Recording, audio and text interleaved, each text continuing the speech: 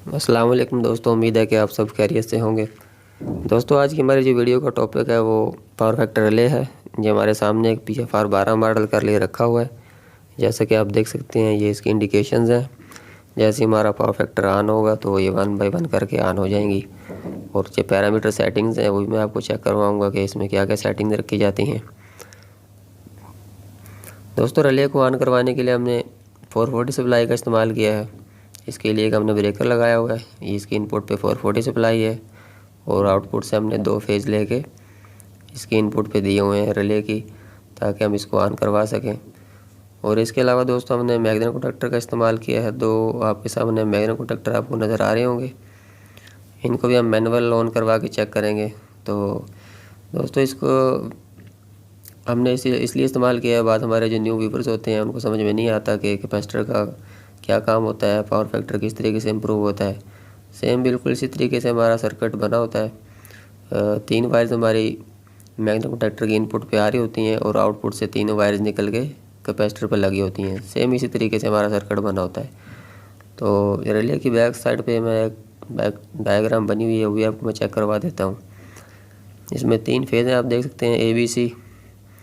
और एक phase 1 number पे आ जाएगा और एक फेज़ हमारा 3 नंबर पे आ जाएगा। यानी कि 440 सप्लाई से इसको हम ऑन करवाएंगे। ये इसकी इनपुट सप्लाई है,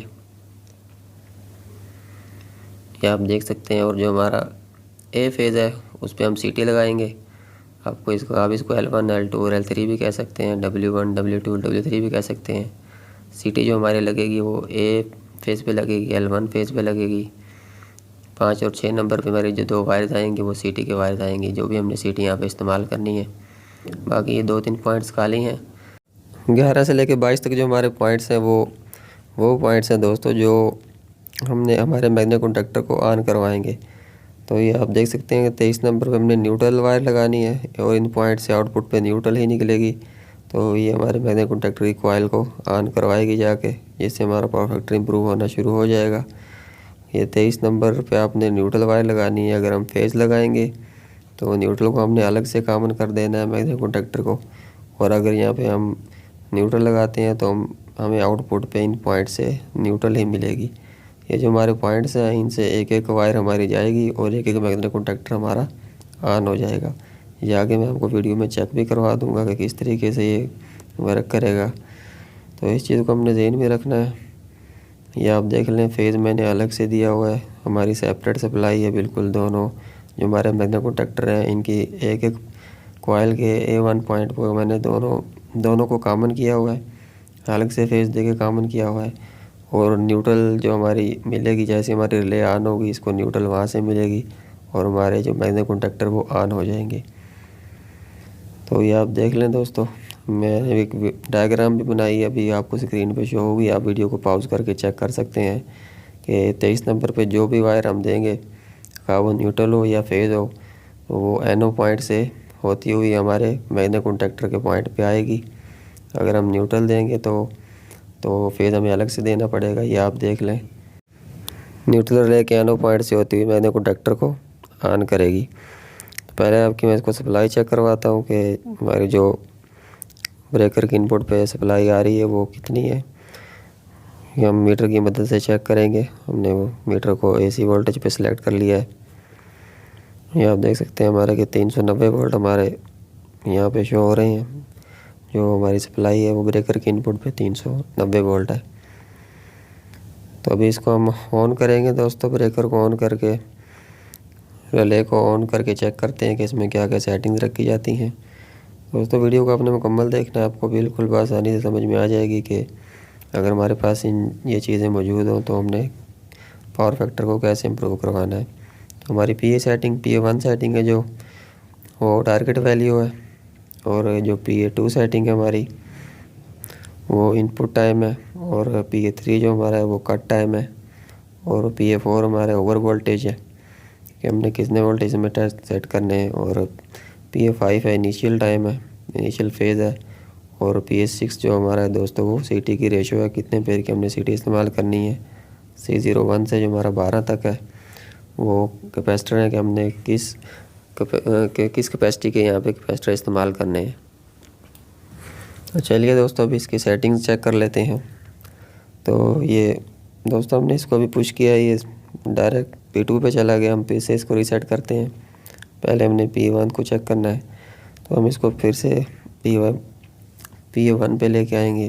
ये आप देख लें, ये हमारा ये PA1 आ जाएगा। अभी आप देख सकते हैं वीडियो में। तो ये PA1 सेटिंग है हमारी। पहला पैरामीटर हमारा PA1 है। इसमें हमने टारगेट वैल्यू रखनी है कि हमारा पावर फैक्टर जो है वो 0.99, जो हमारी जो सेटिंग होती है वो ज़्यादातर से यही रखी जाती है। 0.98, 0.97 भी हम रख सकते हैं, लेकिन जो ज़्यादातर हम इस्तेमाल होती है हमारी इंडस्ट्रीज़ में वो यही वैल्यू इस्तेमाल होती है कि हमने इसको 0.99 पे रखना है। दोस्तों दूसरी हमारी जो वैल्यू है वो इनपुट टाइम है, कि जैसे हम रिले को ऑन करेंगे तो इनपुट टाइम यानी कि कितने टाइम बाद कैपेसिटर हमारा पहला ऑन हो जाए, वो 30 सेकंड रखा हुआ है। तो आप इसको कम ज़्यादा भी कर सकते हैं, 30 सेकंड से 10 सेकंड भी कर सकते हैं, 15 सेकंड भी कर सकते हैं। लेकिन हमने यहाँ पे इसको 30 सेकंड रखा हुआ है कि रिले ऑन होने के 30 सेकंड बाद हमारा पहला कैपेसिटर ऑन हो जाए, फिर उसके 30 सेकंड बाद दूसरा कैपेसिटर ऑन हो जाए। तो ये सेटिंग वो सेटिंग होती है। तो अभी हम PA3 देख लेते हैं दोस्तों। PA3 हमारा कट टाइम है। ये हमारी कट टाइम की सेटिंग है कि अगर हमारा पहला कैपेसिटर कट ऑफ होना है और दूसरा लगना है तो ये 30 सेकंड बाद लगेगा। तो हमारा पहला जो कैपेसिटर है वो 30 सेकंड बाद कट होके दूसरा कैपेसिटर 30 सेकंड बाद ही लगेगा। ये कट टाइम है। अगर ओवर वोल्टेज हो जाते हैं तो फिर ये 30 सेकंड तक इसको सेंस करेगा, उसके बाद कैपेसिटर को 1 बाय 1 करके 30 सेकंड बाद कट करवाना शुरू कर देगा। तो ये हमारी कट टाइम की सेटिंग है। तो अभी PA4 में जाते हैं हम दोस्तों। तो हमारी PA4 की जो सेटिंग है वो ओवर वोल्टेज की सेटिंग है। 460 रखी है हमने, आप इसको 440 भी कर सकते हैं, और हमने यहाँ पे 460 रखी हुई है। अगर हमारे वोल्टेज बढ़ जाते हैं, ज़्यादा हो जाते हैं, तो 460 से अबव हो जाते हैं, तो ये 1 बाय 1 करके कैपेसिटर को सेंस करने के बाद बंद करवा देगी। जो हमारी PA5 की सेटिंग है दोस्तों वो इनिशियल फेज़ है। इनिशियल फेज़ का मतलब दोस्तों इब्तदाई फेज़ होता है। तो इससे मुराद ये है, अगर हमारी रिले ऑन होने के बाद हमारा पावर फैक्टर लगना शुरू हो जाए, कैपेसिटर लगना शुरू हो जाए, तो जो भी वैल्यू है आपने इसको नहीं छेड़ना। अगर यहाँ पे 180 है तो 180 ही छोड़ देना है, और अगर 0 है तो 0 ही छोड़ देना है। अगर रिले ऑन होने के बाद हमारी कैपेसिटर माइनस में शो होगा, अगर माइनस में शो हो रहा होगा तो फिर इसका वैल्यू को हम अगर 180 है तो 0 कर देंगे, और अगर 0 है तो 180 कर देंगे। तो इस वैल्यू को हमने उसी सूरत में छेड़ना है जिस सूरत में अगर हमारा पावर फैक्टर माइनस में शो होगा रिले ऑन होने के बाद। अगर पॉजिटिव में प्लस में लगना शुरू हो जाए तो हमने इसको नहीं छेड़ना। तो जो हमारी PA6 पैरामीटर की सेटिंग्स है वो आप देख सकते हैं, वो 400 रखी गई है, क्योंकि हमने CT का जो इस्तेमाल किया है वो 400 एम्पीयर की CT का इस्तेमाल किया है। ये अगर आप ज़्यादा एम्पीयर की CT यहाँ पे इस्तेमाल करेंगे, आपका लोड ज़्यादा है, तो आप इसको कम ज़्यादा भी कर सकते हैं। बाकी दोस्तों ये C01 से लेके 12 तक हमारी कैपेसिटर की सेटिंग है कि हमने किस वैल्यू के कैपेसिटर यहाँ पे इस्तेमाल करने हैं। तो हमारे जो C01 पे 12.5 का कैपेसिटर इस्तेमाल किया गया है, 12.5 kVAR का इस्तेमाल किया गया है। आप इसको अगर आपने ज़्यादा kVA का इस्तेमाल करना है तो आप यहाँ से इसको कम ज़्यादा भी कर सकते हैं, 25, 50 या 100 kVAR जो भी आप कैपेसिटर लगाएंगे जिस वैल्यू का, वो यहाँ पे आप सेट कर देंगे। तो C02 में चलते हैं। C02 में दोस्तों हमने 25 यहाँ वैल्यू पुट की हुई है, क्योंकि हमारा जो कैपेसिटर लगा हुआ है दूसरा वो 25 kVAR का है। आप इसको कम ज़्यादा भी यहाँ से कर सकते हैं। दोस्तों वैल्यू पुट करते वक्त हमने इस चीज़ को ज़हन में रखना है कि C01 पे हमने अगर 12.5 kVAR वैल्यू पुट की है तो हमारी जो पहला कैपेसिटर ऑन होगा, पहला मैग्नेटिक प्रोटेक्टर लगेगा, उसके आउटपुट पे हमारा इसी वैल्यू का कैपेसिटर लगा होना चाहिए। तो मिसाल के तौर पर अगर हमने C01 में 12.5 वैल्यू पुट की है तो इससे हमारा जो पहला कैपेसिटर ऑन होगा, पहला मतलब कि हमारा जो मैग्नेटिक प्रोटेक्टर ऑन होगा, उसके आउटपुट पे 12.5 का ही कैपेसिटर लगा होना चाहिए। अगर 25 की जगह 12.5 की जगह 50 का लगा होगा, वैल्यू हमारी 12.5 की हुई, और कैपेसिटर अगर 25 kVAR का लगा हुआ, तो रिले सेंस करने में थोड़ा कंफ्यूज हो जाएगी कि मैं कौन से कैपेसिटर को मैंने ऑन करवाना है। तो इस चीज़ को हमने ज़हन में रखना है। जो वैल्यू हमने फीड करनी है C01 में, C02 में, तो उसकी आउटपुट में हमने वही कैपेसिटर लगाना है, उसी वैल्यू का।